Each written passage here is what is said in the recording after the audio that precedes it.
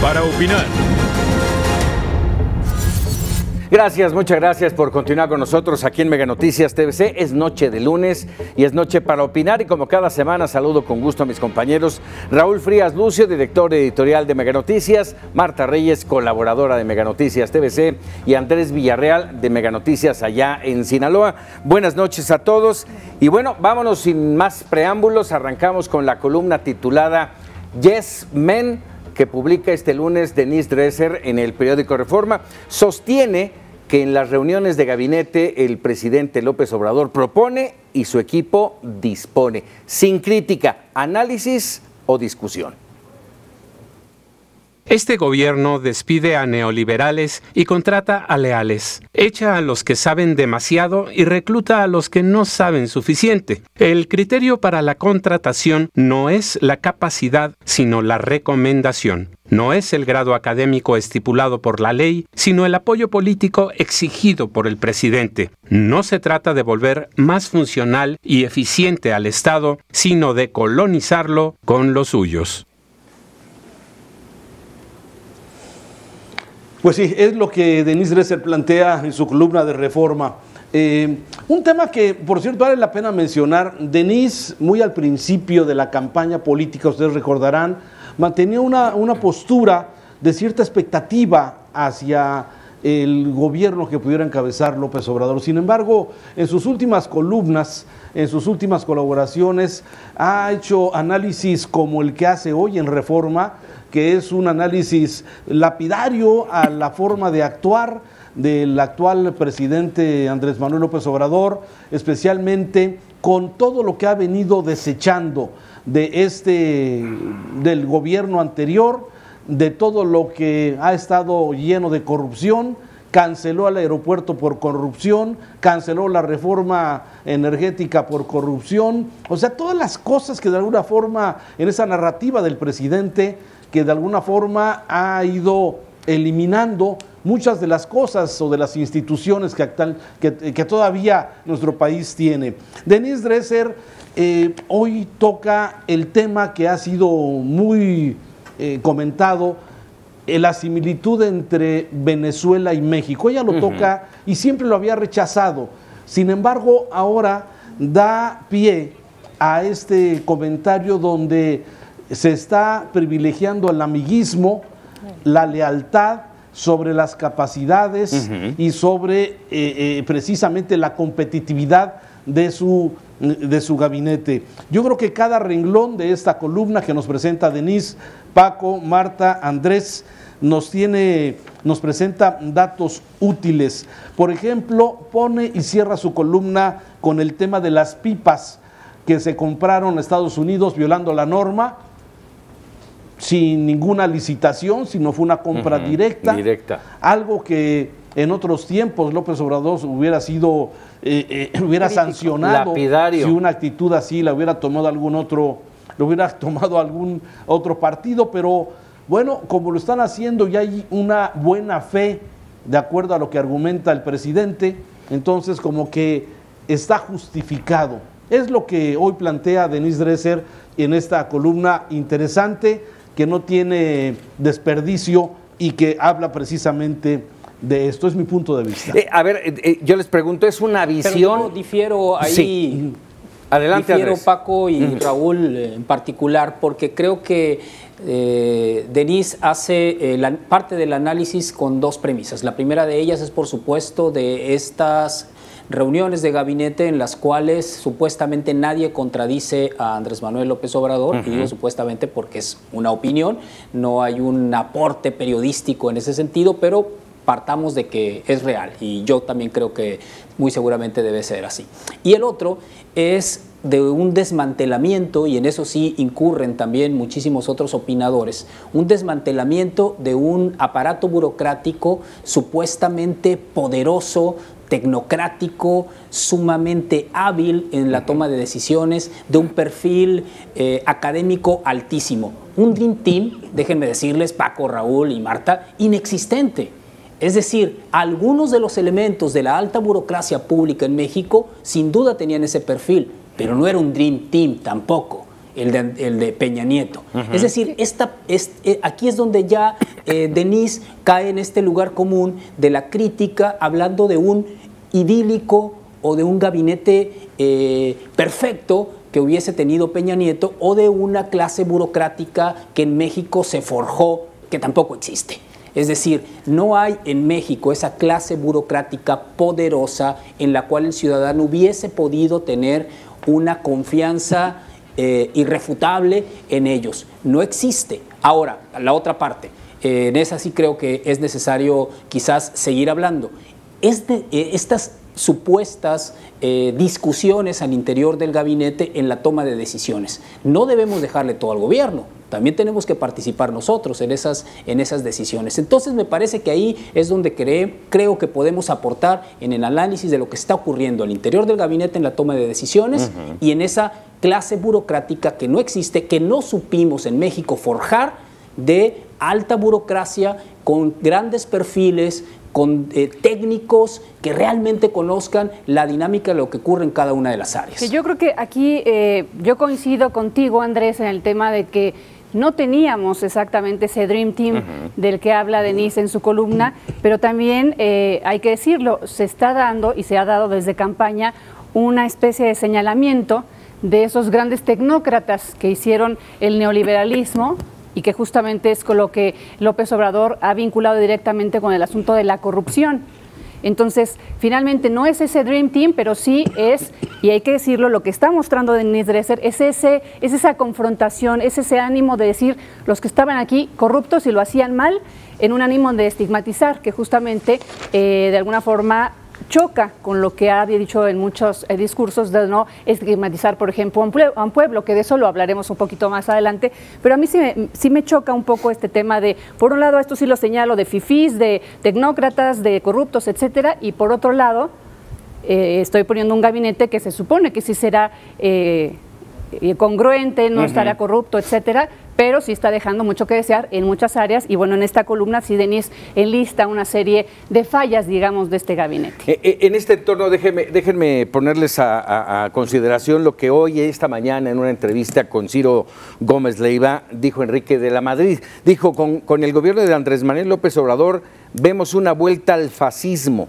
López Obrador hizo una purga en el gobierno federal para que no haya funcionarios que le digan que no. ¿Están de acuerdo con este término, fascista?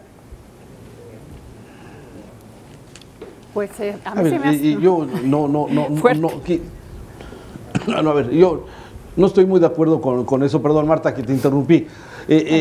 Lo que sí estamos observando es que hay un gabinete, hay personajes que han llegado que son completamente improvisados, sin asegurar que los que se fueron, a pesar de que tuvieran quizás estudios de posgrado y hayan egresado de las mejores universidades, de alguna forma, eso es lo que le choca precisamente a la forma de gobernar de Andrés Manuel López Obrador. ¿Sí? Él le apuesta a la lealtad, a los suyos, y no importa si saben o no saben. El ejemplo más claro, que lo padecimos en el centro del país, fue el tema del gasolinazo. ¿Sí? La suspensión de el combustible en los ductos, que fue y no un haber error previsto lo que podía suceder. Exactamente. O sea, por favor, pero es una tras otra de alguna forma en este sentido, en donde se justifica es que eran corruptos los neoliberales, culpables de la obesidad y los divorcios. Pero y la ineptitud. Sí, y también, ese es el tema, Paco, ese es el tema. Que se está, bueno, tenemos el caso penoso, dramático de CONACYT, ¿sí? Y así ha sido uno tras otro. Aquí, cuando se nombró a Manuel Bartlett como director de la Comisión Federal de Electricidad, recuerdo que todas las opiniones, no encontré una sola opinión favorable al nombramiento de este señor Bartlett. Y hoy, con dedo acusa a ex colaboradores o que eran sus jefes en aquel entonces, sin presentar una sola prueba de estos presuntos hechos de corrupción. La verdad es que lo que está apostando el presidente López Obrador, y es lamentable, es a la fidelidad, a la lealtad.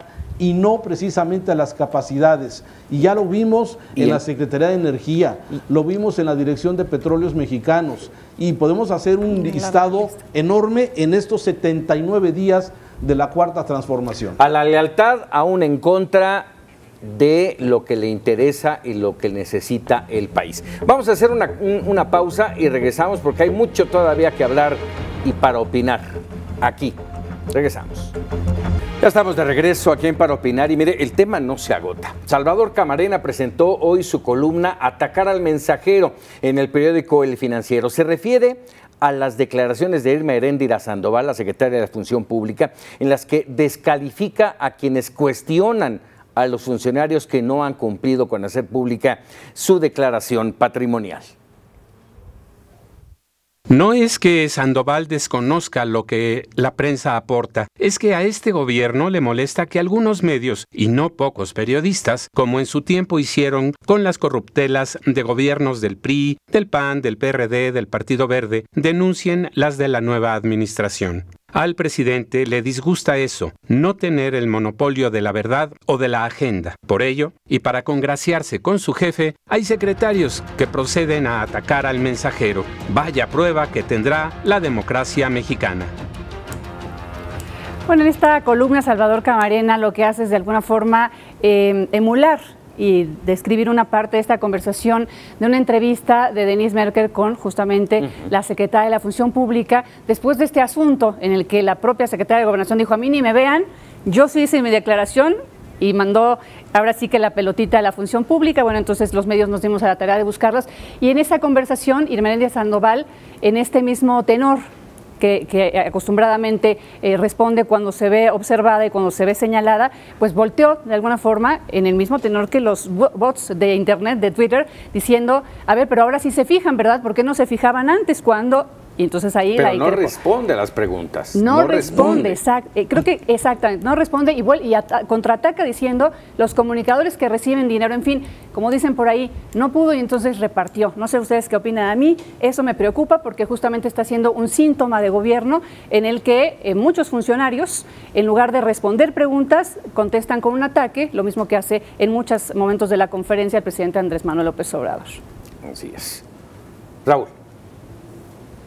Lo que dices, Marta, me parece, o sea, los secretarios hacen lo que están viendo que el presidente hace, ¿sí?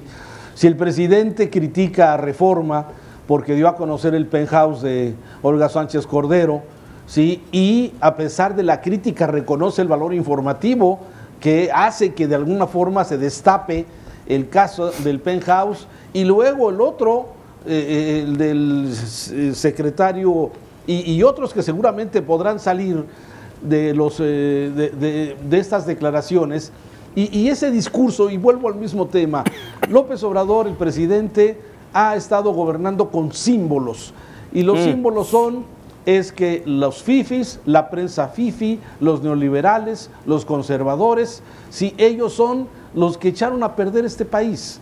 Y quizás en muchas cosas tenga razón de que estamos en un país que la corrupción es uno de los grandes temas, el cáncer de este país. Pero el señalar que antes no se criticaba, pero fíjate, que antes no se buscaba, yo recuerdo, Paco, nada más dame un minutito, sí. Recuerdo este sistema de información que tiene por lo menos 10 años, ¿sí? Y me remitía a tus 100 palabras y a las 100 palabras de Andrés y a las 100 palabras nuestras, ¿sí? En donde siempre hemos criticado muchos actos de gobierno. No es que ahora sí se pueda decir, lo dijimos en su momento, y me parece que fue parte también de haber, con nuestras colaboraciones, de haber creado este ambiente de que necesitábamos un cambio y combatir la corrupción. Sin embargo, él lo ha capitalizado muy bien, y ahora él, como dueño de la verdad, y los secretarios que repiten lo que dice el presidente en las mañaneras, bueno, pues también descalifican y acusan a los medios de comunicación cuando no se ataca el tema de la transparencia y exactamente de las declaraciones patrimoniales, para que sean transparentes, abiertas y públicas, como lo ofreció el presidente. Claro, nada más. Claro. Mira, ataca al mensajero, pero no pone transparencia en los temas. Voy a este asunto de los candidatos a la Comisión Reguladora de Energía. Todos lo vimos, todo el público lo vio en la forma en que estos personajes se presentaron y bueno. Vergonzoso. Pero a la hora que el presidente habla de este tema, no habla de eso. Habla, en este caso, del titular de la comisión, ¿sí? Y lo ataca y prácticamente, déjame decirlo, ya lo sentenció. No hay vuelta de hoja. Yo creo que aquí hay un tema en el cual es de los más complejos que... Adelante, Andrés. Estamos hablando de uno de los temas más complejos que puede tener cualquier ejercicio del poder, que es la transparencia y yo diría específicamente, oyendo más allá, la rendición de cuentas. Son los dos temas que diferencian a una democracia en ciernes, en formación como la nuestra y una democracia de primer nivel como las escandinavas o como la de los Estados Unidos o como algunas otras europeas. Es decir, me parece que aquí está la clave en la cual es necesario empujar y muy fuerte y no ceder un solo milímetro en el tema de la transparencia y la rendición de cuentas. Es importante, sin embargo, yo no veo mal, de repente a veces los periodistas nos vemos como muy delicaditos en el sentido de cuando un funcionario refuta lo que estamos diciendo. Creo, a diferencia de Salvador, nadie somos dueños de una verdad absoluta. Estamos siendo demasiado críticos. No creo en una verdad absoluta. Yo creo que es diferente creo que el tema de la transparencia y la rendición de cuentas cojea y feo Andrés Manuel López Obrador y todo su gobierno. Yo diferiría ahí, Andrés, perdón, pero una cosa es que refuten lo que uno señala y a lo mejor hasta le exijan pruebas, y otra cosa es que volteen y te señalen a ti como inquisidores, y finalmente el papel de los medios de comunicación es señalar, ¿no? Sí, y ahí a mí lo que me llamó la atención es que se la volteó a los comunicadores que reciben dinero, como diciendo, a ver, vamos a desviar la atención para allá porque aquí no tengo respuestas. Creo que es diferente. Yo señalaba, estamos siendo demasiado críticos. Yo entendí la respuesta que dice es que es dinero público y también hay que transparentarlo, si es dinero público que va a los medios. Primero aclarar lo que se está señalando, que eso es lo que creo que pasa aquí. No se contesta la pregunta, sino se coloca otra acusación en lugar de dar declaraciones sobre la transparencia y la rendición de cuentas a la que está obligado un gobierno, creo yo. Vamos, no ha dicho que yo haya escuchado una sola palabra de decir, oigan, sí, me equivoqué, estos candidatos no funcionan. No ha dicho nada. Ni lo vas a escuchar, Paco. O sea, no es el estilo del presidente. El presidente tiene un estilo, una forma, lo estamos conociendo. Tenemos, como decía, 79 días de que es presidente de este país y nos ha mostrado claramente, y lo mostró desde antes, desde la misma campaña, cómo es lo que piensa. Él es un hombre de una sola idea, es un hombre que no acepta por lo que se ve que los colaboradores, los secretarios le puedan cuestionar alguna de sus decisiones, y eso es exactamente, es un estilo que tiene el presidente López Obrador de gobernar, y no va a dar su paso, no va a dar su brazo a doblar. El caso más ejemplo es el tema del aeropuerto. Todo el mundo le hacía ver lo costoso que iba a ser la cancelación del aeropuerto. Siempre se mantuvo en el aire, es que seguramente los grandes capitales, es que lo que se va a dejar de recibir por un nuevo aeropuerto, lo va a hacer recapacitar. ¿Qué dijo?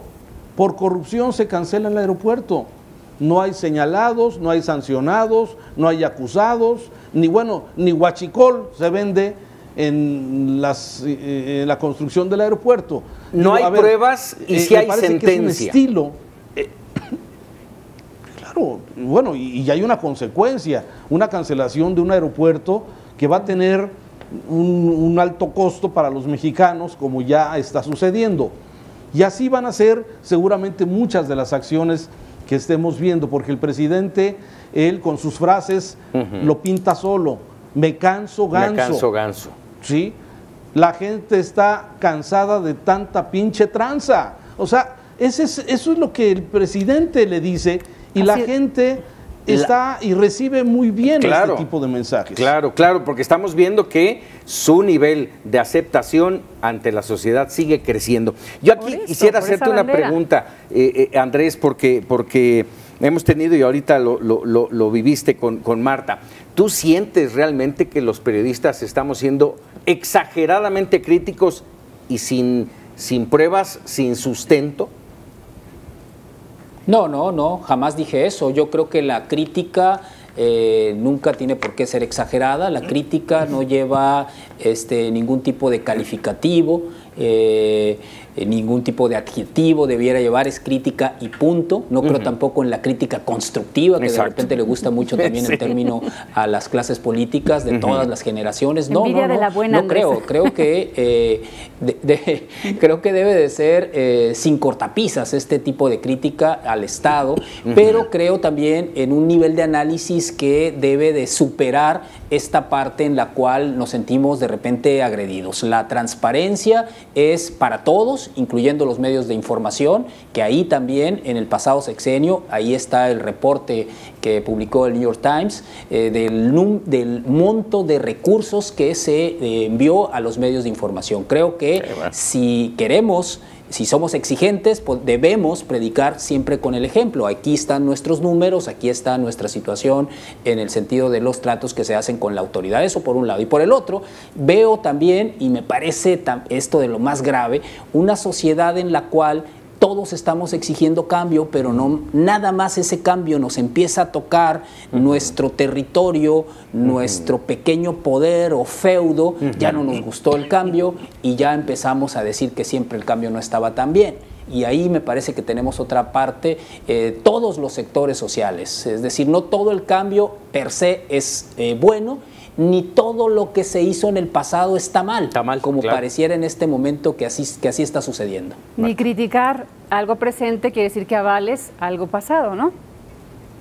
Creo yo. Claro. Sí, claro. Por supuesto. Ahora, déjenme comentar, o sea, yo creo que muchos de los cambios que está implementando el presidente López Obrador son buenos, es parte de lo que pedíamos a gritos en muchas de las cosas. Tal vez la forma, el método no es el correcto y no siento yo en lo personal que vaya a generar el resultado que esperamos. Pues por ejemplo en el tema de corrupción. Combate a la corrupción, Paco, vamos. Sí, adelante. Adelante. Sí, Marta. No, adelante, Raúl. Yo ya hablé mucho, ya me voy a quedar calladita.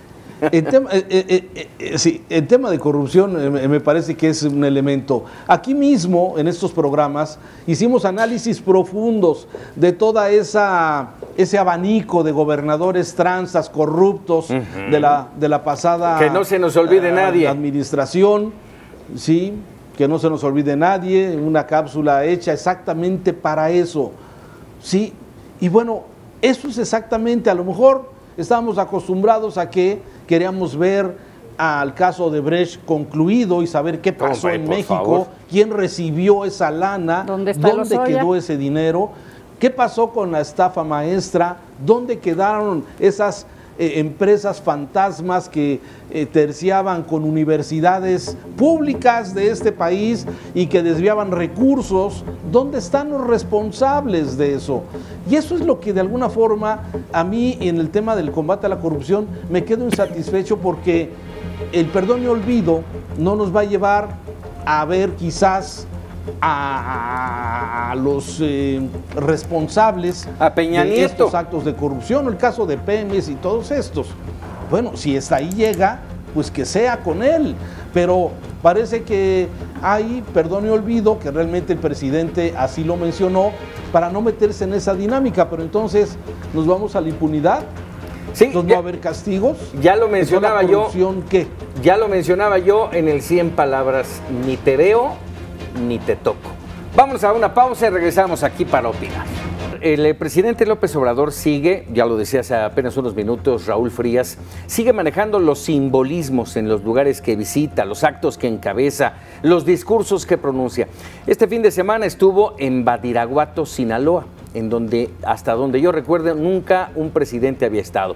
Tierra del Chapo Guzmán, que ha dejado ahí un vacío y no sabemos si la llegada de Andrés Manuel busca llenar ese vacío. También asistió a Tlatelolco, donde un día, hace 51 años, miles de universitarios fueron reprimidos y muchos de ellos masacrados. Y ahora fueron becados. ¿Cuál y cómo considerar ese simbolismo, Andrés? Bueno, la política, Paco y Raúl y Marta, está cargada siempre de simbolismos. Hay quizás quien recurre mucho más a ellos, como es elemento clave de Andrés Manuel López Obrador, y evidentemente hay símbolos alrededor de todo su actuar. Este en particular de Badiraguato, sí hay un antecedente de un presidente que visitó el municipio, es José López Portillo. Pero creo que seguramente en el país debe haber centenares de municipios en los cuales nunca ha estado un presidente de la República. De repente medimos como si fuese más importante un municipio u otro porque asistió un presidente. En este caso en particular hay un elemento adicional, que es que la misma semana en la cual se da a conocer el veredicto de culpabilidad de Joaquín Guzmán, asiste el presidente de la República. Hay dos cosas que me parecen interesantes. Una de ellas, primero, que es tratar de quitar este mito en el cual se señala a todo el habitante de Badiraguato con algún tipo de relación con esta organización delictiva. Vale la pena insistir en tratar de destruir estos mitos, porque Badiraguato es uno de los municipios más pobres del estado de Sinaloa. Si de alguna manera este dinero, estas altas inyecciones de dinero que llegan a las organizaciones delictivas y a los grandes capos, tuviera alguna repercusión en sus zonas de influencia, como lo es Badiraguato, serían muy distintos los índices de pobreza que tiene este lugar. Hemos leído incluso durante la semana pasada o esta misma semana columnistas que conocen la realidad social e incluso la situación de violencia que vive nuestro país, decir algunas barbaridades como que el Chapo es idolatrado o bien visto en esta zona. No es odiado, pero tampoco es idolatrado por las personas que viven en estos municipios, ni en el estado de Sinaloa, en el cual tengo viviendo más de 40 años. Es decir, creo que hay alrededor de esta gran atención mediática que tiene un tipo como Joaquín Guzmán, una serie de mitos que todos nos hemos encargado de construir y que han servido justamente a hacer este tipo de interpretaciones. La segunda, creo que el discurso interesante que da Andrés Manuel López Obrador con respecto a atender este tipo de zonas es también de tomar en cuenta. Sin embargo, estamos hablando de índices de pobreza tan altos que va a necesitar mucho más que estas 50,000 hectáreas de árboles maderables o la creación de un número X de empleos en estas zonas para poder ir bajando estos altos índices de pobreza en las 3 niveles de pobreza que hasta ahorita conocemos que son medibles. Es decir, aquí hay de todo en este municipio como Badiraguato, como niveles incluso yo los he comparado con municipios pobres de Chiapas o de Oaxaca. No hay nada diferente, hay un grado además de explotación de quienes se dedican incluso a la siembra de droga, en la cual son tratados como cualquier otro campesino. Cultivan esta droga, la recogen y la venden a precios que no les permite salir de sus condiciones de pobreza. Es decir, esta serie de cosas también hay que entenderlas y lo demás, pues claro, tiene que estar cargado de simbolismo, como por ejemplo pero hay una valentía también en acudir al lugar y no porque esté en riesgo la vida de Andrés Manuel López Obrador, que también hay que decir que los índices de violencia de Badiraguato no son para nada altos. La mitad de los homicidios que se cometen en Sinaloa son en la ciudad capital, en Culiacán, y no son en Badiraguato. De hecho, pueden pasar meses sin que haya un solo homicidio en este municipio, lo cual también habla de otra interpretación de lo que significa la tierra la seguridad se cuida, en esta zona. La tierra se cuida. Claro, sí, sin duda, sin duda. Me parece que eso hay que tomarlo en cuenta, todo esto en esa visita de Andrés Manuel, que tuvo un acierto para él, porque si algún sitio tenía la atención mediática en ese momento, pues era Badiraguato. Claro, bien, exactamente, digo, yo creo que coincidimos todos en el tema de los simbolismos, de que Andrés Manuel López Obrador es un gran comunicador, un gran político en toda la extensión de la palabra, como se dice por ahí, un gran animal político, sabe exactamente en qué reflector colocarse para estar en la opinión pública, digo, como si hiciera falta, ¿verdad? Pero sí, me llama mucho la atención lo que mencionas, Andrés, respecto a los estigmas que tiene Badiraguato y toda esta zona de Sinaloa, porque sí, fíjate que sí, digo, estamos en la Ciudad de México y hasta casi nos llega pues el tema de que incluso tiene su propio santo, que la gente lo quiere mucho, a Joaquín Guzmán Loera, por el desarrollo que en algún tiempo sí propició en su municipio. También sabemos que es un municipio que ya tiene mucho tiempo abandonado, que tiene los altos índices de pobreza, está entre los más pobres según el propio Coneval, un municipio también calificado por la Secretaría de la Defensa Nacional como de los más violentos en el país. En fin, sí me llama mucho la atención que nos digas que no es esa realidad la que nos llega a la Ciudad de México, la que se vive allá en el estado de Sinaloa, porque sí son realidades completamente diferentes, entonces las que estamos percibiendo a pesar pues, de los adelantos tecnológicos, ¿no? Sí, claro, además es un municipio que desde los años 70 ha sufrido mucho los embates de la violencia, pero desde la violencia provocada incluso por la misma autoridad. Desde en la Operación Cóndor, por ejemplo, cuando se inició, digamos, la guerra contra las drogas, no esta de Calderón en 2006, 2007, sino aquella de la Operación Cóndor, hubo niveles de violencia altísimos porque se atacaba directamente a los campesinos en la siembra de la droga. Es decir, ha tenido que enfrentar todo eso justamente por la situación geográfica y por ser la cuna durante tres generaciones de quienes han encabezado las organizaciones delictivas de este país. Así es. Raúl.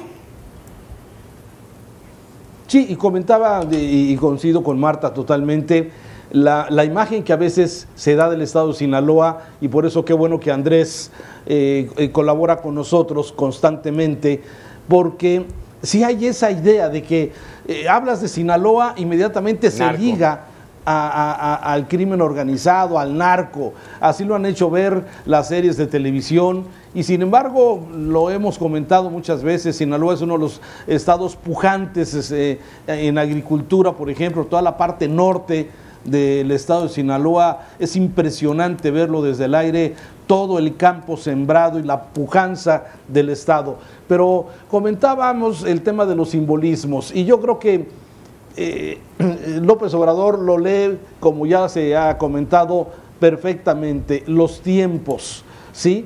Y además que no se ha clarificado por parte del actual gobierno el significado de que no se van a perseguir a estos personajes, que no está el gobierno ni la PGR para hacer las grandes persecuciones de estos funcionarios. Es un perdón, es uno voltearse al otro lado. ¿Cuál es exactamente lo que quiere decir con uno de los hechos que han provocado, quizás indirectamente, la competencia entre los criminales, las matanzas tremendas que seguimos padeciendo en el país de grupos rivales de venta de droga? Sí, pero el mensaje que da el presidente López Obrador al asistir a Badiraguato me parece que está lleno de simbolismos.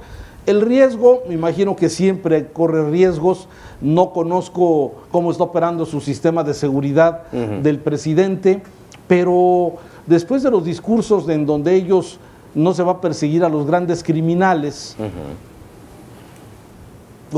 pues no habría una razón también para preocuparse, si es que es así.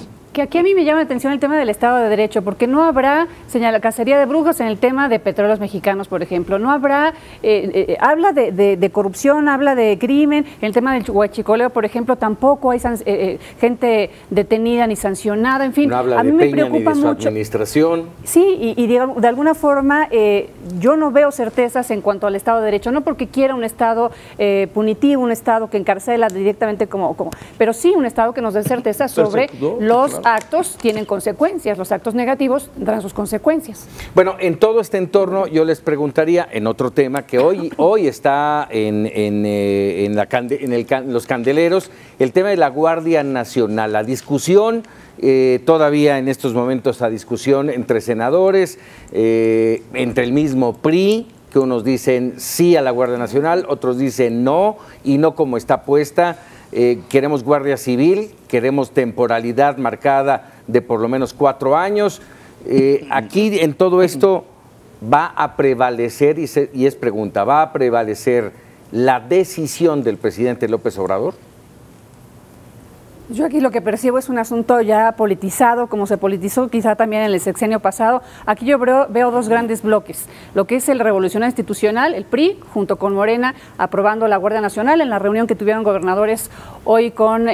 ¿Todos dijeron sí? Todos dijeron sí. Bueno, por lo menos los 10 que sí acudieron, de 12 acudieron 10 y dijeron que sí, contrario a lo que sucedió el fin de semana, en donde Acción Nacional pues plantó al Gabinete de Seguridad justamente en una intención del presidente del PAN, Marco Cortés, de dar línea a sus gobernadores, obviamente junto con Movimiento Ciudadano y PRD. Para mí este tema está politizado y eso es lo más preocupante desde mi punto de vista, que otra vez capturado por intereses políticos, un asunto tan importante, tan trascendental como es la seguridad y pues la certeza jurídica y certeza también para el ejército mexicano de su actuar en las calles. Sí, y bueno, me parece que el dictamen que está a punto de aprobarse, viene, como ya lo comentaba Marta, viene mucho más fuerte, digamos, en el sentido de que se le da todo el poder y todo el control al ejército mexicano. Esto de alguna forma, no sé si será una forma para luego tratar de negociar una postura diferente. Hay una oposición total, como ya decíamos, de los panistas, MC y PRD. Y del PRI. Finalmente quizás se imponga Morena con el PRI. Sí, a ver, ahí en ese tema estamos en el momento de las negociaciones. ¿Qué va a negociar, y lo digo así directamente, qué va a negociar el PRI para para torcer su brazo y decir, ok, va la Guardia Nacional como está planteada? Andrés.